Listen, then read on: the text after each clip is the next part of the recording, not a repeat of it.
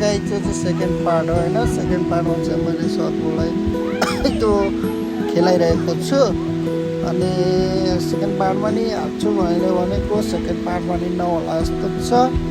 अनि अब सर्पलाई छोड्ने चाहिँ थर्ड पार्टमा बन्ला जस्तो छ होइन। अब थर्ड पार्ट पनि यस्तै हो।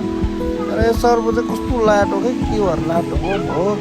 दिदीहरू सबै डढाउनु भइरहेको थियो। पहिला सुरुमा चाहिँ फुल्यो, अलिअलि चलिरहने फुलिरहेको थियो। अनि अलिकति डरै लागिरहेको थियो। अनि पछि जब मैले खेलाउन थालेँ, समाउन थालिसकेपछि सर्प नै झन् लाटो हुँदै गयो होइन। अब किन हो कसो हो त्यो मलाई पनि थाहा छैन।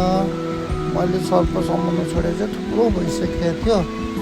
अनि त्यही भएर दिदीहरूले पठाइदिए, निकालिदिए, त्यहाँबाट बढ्न थाल्यो। अनि त्यही भएर त्यहाँबाट गरेर बारीमा ल्याएर गरेको छु। सर्प समाउनु